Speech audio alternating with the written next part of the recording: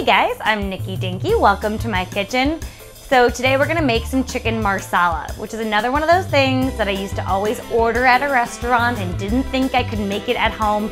Little did I know, not only is it easy, but it's really fast too. So stick with me, I'm gonna show you my awesome chicken marsala. Start off with our chicken. I've got 2 tablespoons of butter in a pan, and I'm gonna be adding in another 2 tablespoons of oil. The oil gives us a higher cooking temperature, while the butter gives us a little extra flavor. But if it was just butter for the heat that I want to put this in, the butter would actually burn. So we like a little bit of both.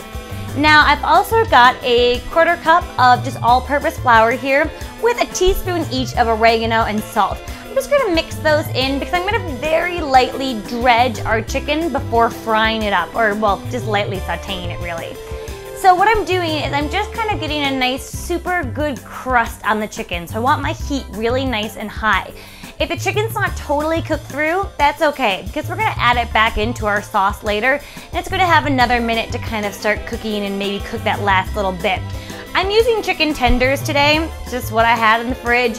You can really use any kind of chicken that you want, any part of the chicken that you want. It's just really up to you. You know, some people like darker meat, some people like skin, whatever. You can keep it a little healthier with the tenders or the breast, no big deal. But no matter what you do, dredge it in a little bit of flour first before you put it in your pan. It'll just help it, kind of give it a tiny bit of a crust, and that flour is actually gonna help thicken our sauce later on.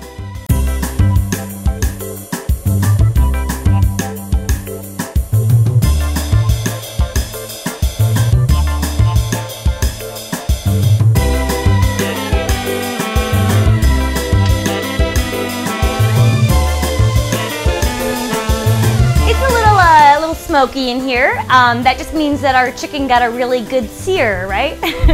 Well, and now I'm gonna add some mushrooms to that pan. I've got some baby portobellos here. Oops, well, one less baby portobello that's now on my floor. I've got about 10 ounces. It was a 10-ounce container. You could use a little bit more than that if you wanted. I just sliced them, you know, about a 1/4 inch thick. I'm gonna get them in the pan by themselves for about 4 minutes before I add anything else in.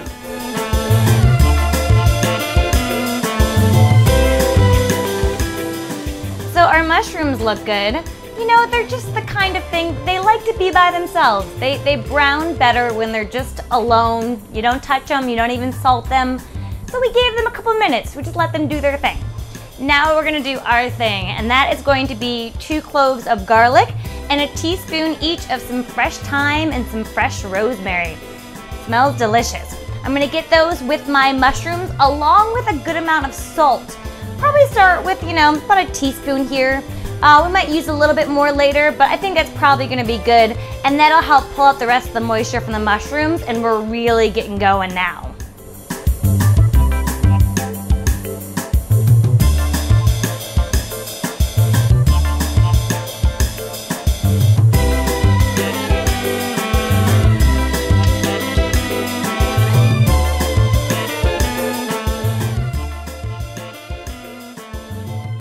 That's so good. You could just put that on some bread, like a crostini. That is a recipe in itself. That is delicious. And it's a delicious base for the rest of our recipe. So I'm gonna use some Marsala wine now. I'm using a sweet Marsala. Now, if you don't have some of this stuff on hand, go get some. I think I paid about $10 for this bottle. It's gonna give me a lot of chicken Marsala recipes out of one bottle. And it lasts for a long time. It's not quite like wine. It's more like a port or a liqueur. It lasts for a while. So I'm gonna add in 3/4 of a cup of Marsala wine into my mushrooms. And I'm gonna really work the bottom of the pan. Just make sure that if there's anything stuck on the bottom, I get it up with the wine. And then I'm gonna give the wine a couple of minutes, maybe 4 or 5 minutes, until it reduces by about half, and then I can add in the rest of our stuff.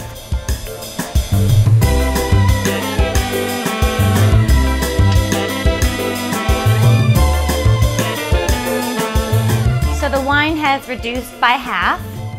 It looks really good. The bottom of our pan is nice and smooth. There's no more crud down there. And you know, crud sounds like a bad word, but by crud, we really mean flavor. Anything that's stuck down there is really good flavor. That's why we want to get it off the bottom of the pan. So now I'm going to add in just a couple things and we're done. I'm going to add in 3/4 of a cup of chicken stock. That's gonna give us a little bit room to groove while our chicken warms through and everything really comes together. So along with our chicken stock, we're gonna add back in our chicken. And ignore that little piece missing. I may have just gotten a little hungry. So I'm gonna put my chicken stock and my chicken in, and once again, I want this to reduce by about half. Once that is done, one little finishing touch and we're ready to eat.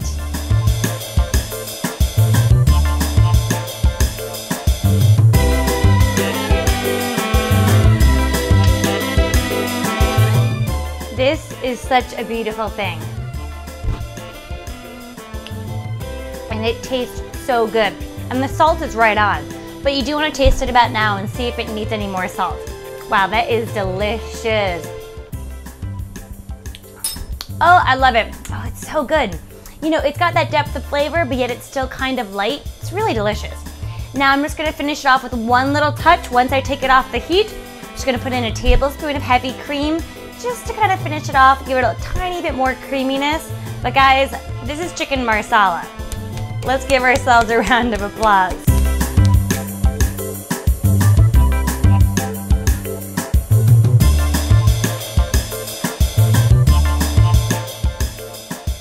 Chicken marsala. You could totally entertain with this. And yet, the whole thing will take you like 10 minutes to make. Oh, this is so good. Try this one, have fun in the kitchen. I'll see you guys next time.